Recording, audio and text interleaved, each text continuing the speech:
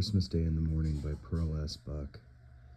He woke suddenly and completely. It was 4 o'clock, the hour at which his father had always called him to get up and help with the milking. Strange how the habits of his youth clung to him still. 50 years ago, and his father had been dead for 30 years, and yet he's waked at 4 o'clock in the morning. He had trained himself to turn over and go to sleep, but this morning it was Christmas. He tried not to sleep. Why did he feel so awake tonight?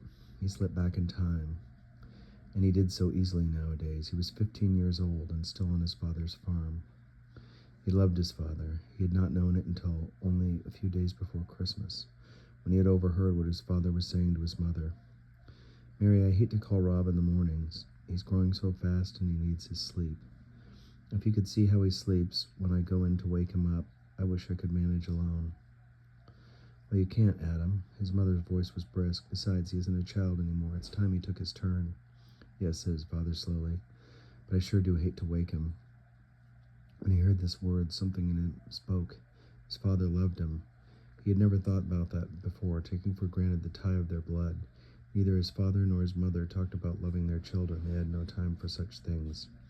There was always so much to do on the farm. Now that he knew his father loved him, there would be no loitering in the mornings and having to be called again. He got up after that, stumbling blindly in his sleep, and pulled on his clothes.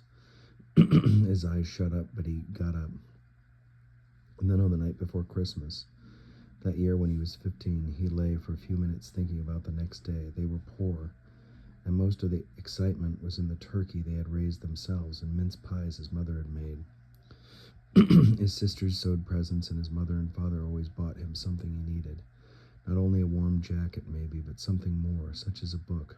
And he saved and bought them each something, too.